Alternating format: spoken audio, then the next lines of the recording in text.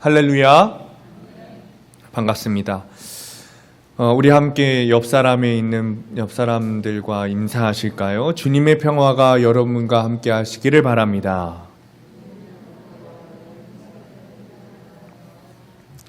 아멘. 얼마 전에 있었던 백상예술대상을 알고 계십니까? 매년 우리나라에서 공연된 대중문화예술에 대해서 가장 권위 있는 종합예술상입니다. 최근에 시상식이 있었는데 올해 이 시상식에서는 아역 배우들이 중심이 되어서 공연한 특별한 무대가 화제가 되었습니다. 요즘 코로나19 때문에 모든 생활이 거리두기의 영향으로 제약을 받고 있는 세태를 반영한 당연한 것들이라는 짧은 음악 공연입니다. 우리의 지금 현실을 따뜻하게 바라보는 노래이죠. 이 공연은 많은 사람들의 공감을 일으켰습니다.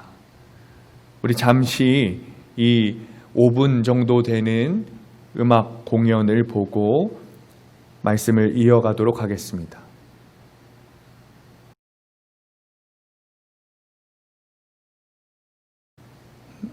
참 감동적이죠? 아이들이 정말 노래를 잘합니다. 순진한 목소리가 우리에게 감동을 주는 것 같습니다. 우리가 당연하게 여겼던 평범한 일상이 언제 다시 돌아올 수 있을까요? 본래 별게 아닌 것이 사실은 가장 중요한 일입니다. 거기에서 다시 시작하자고 이 아이들이 권유하는 것입니다. 아마도 그것이 평화라는 것을 알기 때문 아닌가 싶습니다. 제일 어린 배우의 마지막 노래 구절인 웃어요 라는 구절이 마음에 참 남습니다. 평화로운 듯 하지만 전혀 평화롭지 않은 세상입니다. 언제쯤 우리에게 평범한 일상, 곧 평화로운 일상이 올 수 있는지 우리는 알지 못합니다. 사람들은 기독교를 평화의 종교라고 부릅니다. 세계 여러 곳에 주님의 사랑과 은혜를 전하고 있기 때문이죠. 이탈리아 시인 단테가 이탈리아 피렌체에서 추방을 당하면서 의미 있는 삶을 찾기 위해 이탈리아에서 프랑스까지 걸어갔습니다. 굉장히 멀고 먼 여행이었습니다. 어느 차가운 늦은 밤 단테는 프란치스코 수도원 한 곳을 찾아가 대문을 두드렸어요. 문을 두드리는 소리를 듣고 나온 수도승이 문은 반만 열은 채 대답했습니다. 늦은 밤에 무엇을 원하십니까? 질문이 떨어지자 단테가 이렇게 대답했습니다. 저는 평화를 찾고 있습니다. 그러자 돌아오는 대답은 밤이 늦어 문을 열어줄 수 없습니다. 라는 대답이었어요. 이 단테는 수도원에서도 평화를 찾을 수 없었습니다. 어쩌면 당연한 일입니다. 평화는 수도원이 아니라 예수님께 있기 때문입니다. 예수님만이 우리에게 평화를 주실 수 있습니다. 그렇게 우리는 예수님을 이사야 9장 6절에처럼 평강의 왕, 평화의 왕이라고 부르는 것이죠. 예수님의 탄생을 알리는 천사들의 말도 하늘에는 영광, 땅에는 평화였습니다. 예수님께서 평화의 왕이다라는 것을 말하고 있어요. 예수님께서 탄생하던 시기는 굉장히 어수선한 시기였습니다. 헤롯 왕이 재혼을 했고 로마 황제가 세금 인상을 위해 유다 전역의 인구조사를 시작했습니다. 예루살렘 근교에서 열심당원들과 로마 군인들이 충돌하여 100여 명의 사상자가 났습니다. 굉장히 어수선한 시기였어요. 이런 때에 팔레스타인의 한 빵 굽는 작은 마을에 평화의 왕 예수께서 태어나신 것입니다. 6.25 전쟁 때 미국 병사 존 토스네스가 참호에서 밤을 새우는데 갑자기 일단의 한국인들이 어둠 속에서 나타났습니다.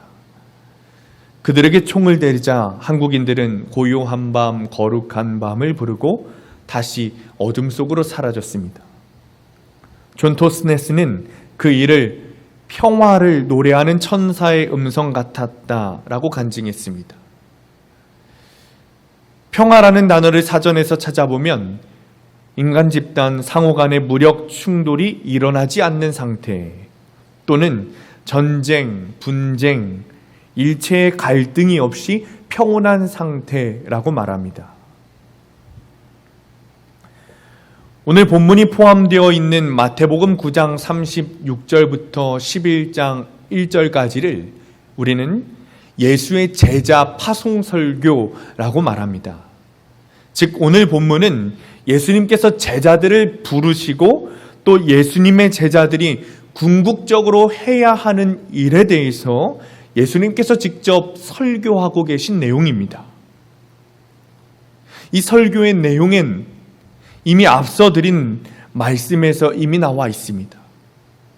제자는 헬라어로 마테테스라고 말하는데 이 배운다라는 뜻의 헬라어 만사너에서 온 명사입니다. 또 제자는 영어로 disciple이라고 말하는데 역시 배운다라는 뜻의 라틴어 동사 디스코에서 유래한 것입니다. 즉 제자는 스승이 하는 일을 배우는 사람입니다. 스승이 어떤 사람이냐에 따라서 제자가 배우는 것도 달라지는 것이죠. 그런데 앞서 우리는 예수님을 무엇이라고 불렀습니까? 평화의 왕이시다라고 불렀어요. 즉 우리는 예수 그리스도의 제자로서 평화의 왕이신 주님께 평화를 배우고 평화를 전파해야 하는 사람들입니다. 그때 예수님께서 우리를 제자라고 불러주실 것입니다.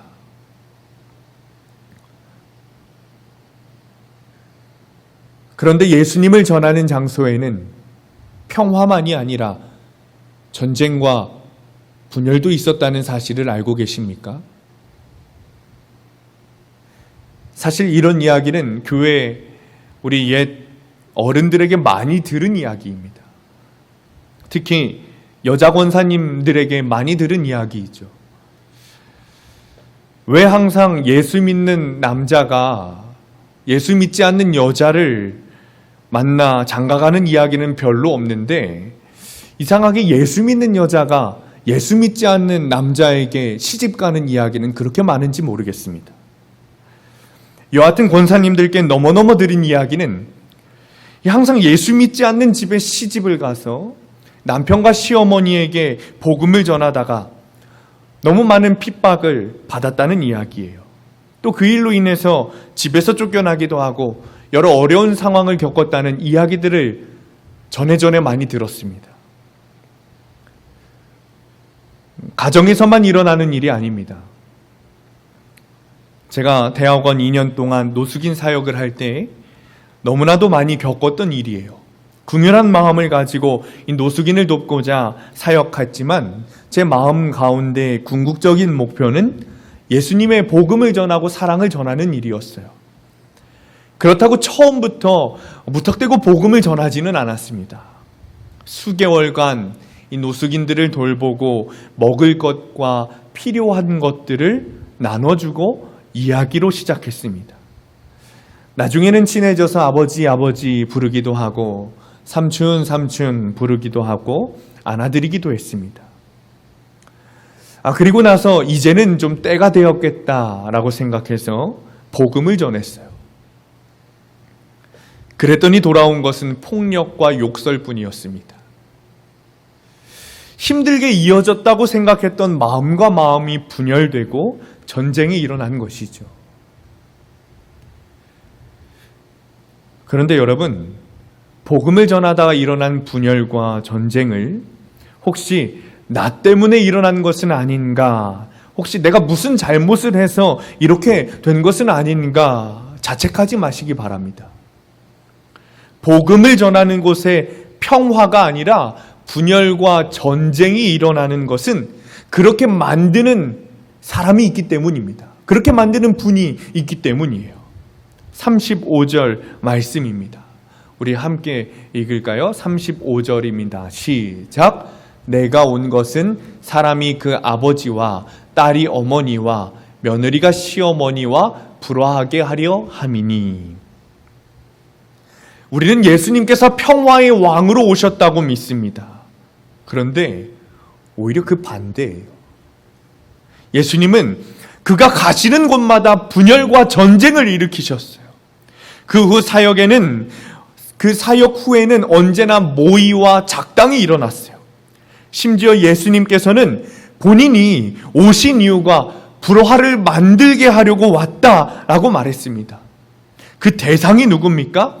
아들이 아버지와 딸이 어머니와 며느리가 시어머니와 불화하게 하려고 왔다라고 말씀하셨어요. 34절입니다. 우리 한 번 더 같이 읽겠습니다. 시작. 내가 세상에 화평을 주러 온 줄로 생각하지 말라. 화평이 아니요 검을 주러 왔노라. 여러분, 다른 사람이 이야기한 것이 아닙니다. 예수님께서 직접 하신 이야기예요. 우리는 주님을 평화의 왕이다라고 부르지만 예수님께서는 본인이 이 세상에 온 목적이 화평이 아니라 검을 주러 왔다라고 말씀하고 계시는 거예요. 우리가 읽은 본문 앞에는 더 심각한 이야기를 합니다. 21절에 이렇게 이야기하세요. 장차 형제가 형제를, 아버지가 자식을 죽는 데 내어주고 자식들이 부모를 대적하여 죽게 하리라. 오늘 우리가 읽은 본문 36절은 더 심각합니다. 사람의 원수가 자기 집안 식구리라. 사실 크리스천 가정 가운데 이런 분열이 있는 것은 우리가 너무나도 많이 들어왔어요. 가정에서 혼자 예수를 믿는 성도는 예수님 때문에, 다른 사람이 아니라 예수님 때문에 늘 전쟁을 치릅니다. 함께 있는 것 같지만 늘 마음이 분열되어 있는 것이죠. 심지어 35절 말씀에 불화하게 하려 함이니 라는 말씀은 어쩔 수 없이 전쟁이 일어난다는 뜻이 아니에요. 예수님께서 세상에 오신 목적이 가정의 불화를 만들게 하기 위해 오셨다는 것입니다. 때로는 가정에서 혼자 예수를 믿어도 가만히만 있으면 아무 일이 일어나지 않습니다. 행복하게 지낼 수 있어요. 그러나 주님은 무슨 이유에서인지 그런 꼴을 보지 못하신다는 거예요.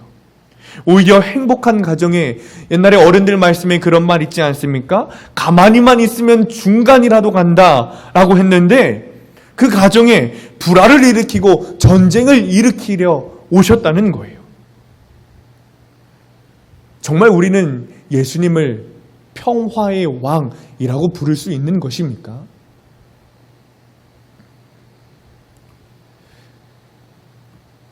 사실 오늘 말씀은 예수님에 대해서 굉장히 오해하게 합니다.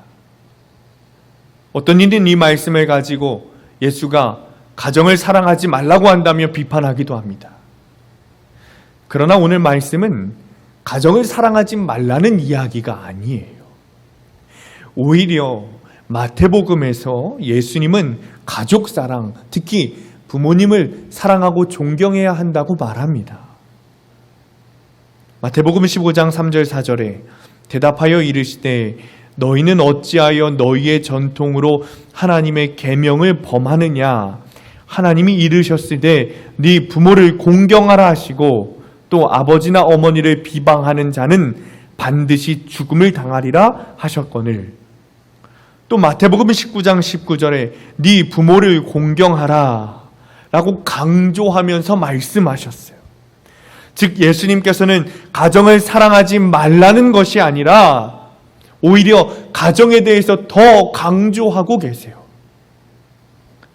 그런데 오늘 본문에는 왜 이렇게 말씀하시는 겁니까? 오늘 본문은 사실 평범하지 않은 깊은 주님의 뜻이 담겨져 있습니다. 주님의 모든 말씀이 그리고 성경이 모두 깊은 뜻을 담고 있지만 오늘처럼 독특하고 해석하기 어려운 말씀은 우리가 조금 더 깊게 묵상하고 살펴볼 필요가 있습니다. 즉 주님께서 하시고 싶은 이야기가 있다는 거예요. 오늘 말씀은 종말론적인 사고를 가지고 봐야 합니다. 우리는 주님께서 언제 오실지 모릅니다. 100년 뒤에 오실 수도 있고 10년 뒤에 오실 수도 있습니다. 그러나 오늘 당장 지금 오실 수도 있는 거예요. 즉 오늘 본문을 통해 예수님께서 하시고 싶은 말씀은 바로 이거예요. 그렇다면 오늘 당장 주님께서 재림하신다면, 즉 종말이 온다면 주님의 제자들, 그리스도인, 즉 우리가 품고 있어야 하는 마음이 무엇이겠냐라고 주님께서 말씀하시는 거예요. 37절입니다. 우리 함께 읽습니다. 시작. 아버지나 어머니를 나보다 더 사랑하는 자는 내게 합당하지 아니하고 아들이나 딸을 나보다 더 사랑하는 자도 내게 합당하지 아니하며. 이 말씀이 주님께서 궁극적으로 하시고 싶은 말씀이었어요. 부모를 더 사랑하는 자는 내게 합당하지 않고 자식을 더 사랑하는 자도 내게 합당하지 않다. 공동번역 성경으로 읽으면 더 실감이 나고 이해가 잘 됩니다. 제가 읽어드릴게요. 아버지나 어머니를 나보다 더 사랑하는 사람은 내 사람이 될 자격이 없고 아들이나 딸을 나보다 더 사랑하는 사람도 내 사람이 될 자격이 없다. 주님은 가정을 사랑하지 말라고 말씀하시는 게 아니에요.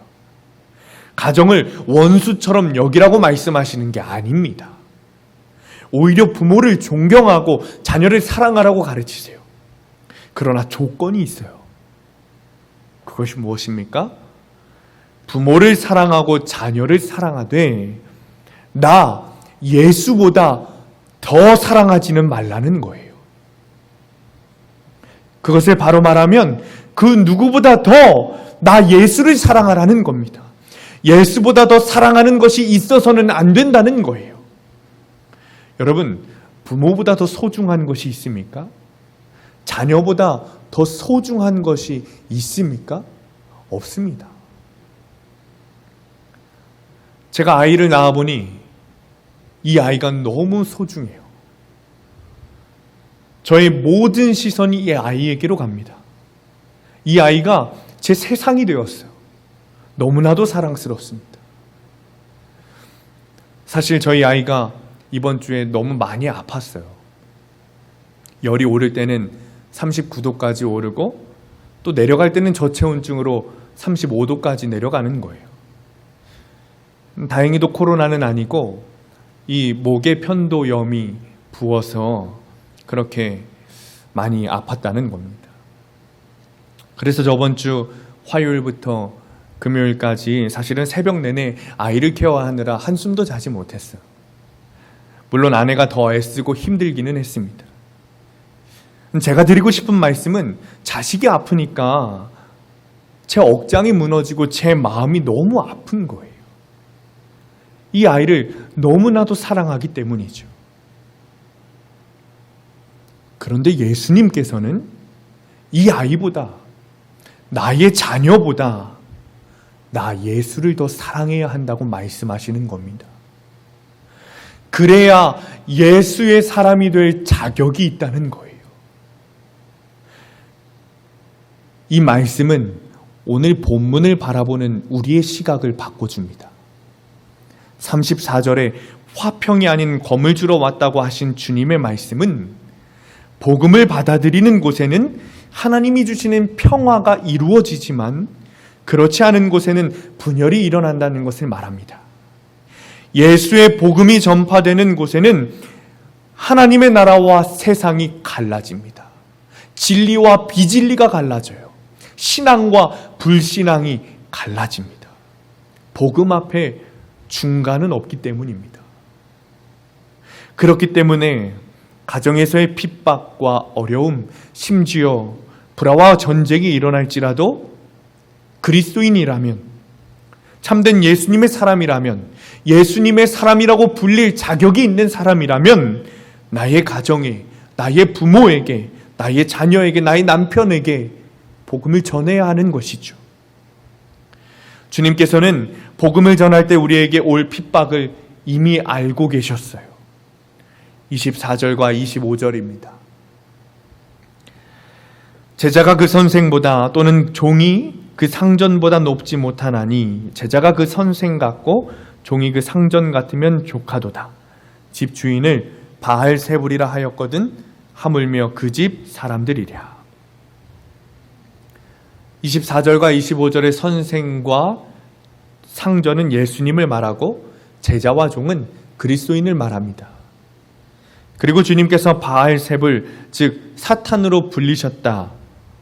그리고 그렇게 공격당했듯이 그 제자들인 우리도 핍박을 당하리라 말씀하고 계신 거예요. 그런데 이 말씀 뒤에 그 즉시 말씀하시기를 그들을 너희를 핍박하는 자들을 두려워하지 말라고 말씀하고 계세요. 28절에 몸은 죽여도 영혼은 죽이지 못하는 자들을 두려워하지 말고 능히 몸과 영혼을 지옥에서 멸망시킬 분을 두려워하라 라고 말하고 있습니다. 즉 어떤 일이 있어도 예수 그리스도를 사랑하는 마음으로 그 복음을 전하는 일을 두려워하지 말고 멈추지 말라는 거예요. 지금 이 자리에는 내 가까운 사람에게, 내 사랑하는 사람들에게, 내 가정에게 복음을 전하지 못하는 분들이 계실지도 모릅니다. 특별히 내 가정에서 내 남편에게, 내 자녀에게, 내 부모에게 복음을 전하지 못하는 분들이 계실 수도 있습니다. 혹여나 내가 복음을 전해서 내 가정에 분열과 전쟁이 오지는 않을까 두려운 마음 가운데 복음을 전하지 못하는 분들이 계실 수도 있습니다. 그러나 여러분, 두려워하지 말고 복음을 전하시기 바랍니다. 제가 대책 없이 여러분들께 말씀드리는 게 아닙니다. 주님께서 우리에게 주시는 말씀이 있어요. 29절과 31절 말씀입니다. 제가 읽어드릴게요. 참새 2마리가 한 아사리온에 팔리지 않느냐. 그러나 너희 아버지께서 허락하지 아니하시면 그 하나도 땅에 떨어지지 아니하리라. 너희에게는 머리털까지 다 세신 바 되었나니 두려워하지 말라. 너희는 많은 참새보다 귀하니라. 이 아사리온이라는 동전은 로마에서 가장 가치가 적은 동전이에요. 우리나라의 10원과 같은 동전이죠. 그만큼 이 참새가 당시 시장에서 가치가 너무나도 적었다는 거예요.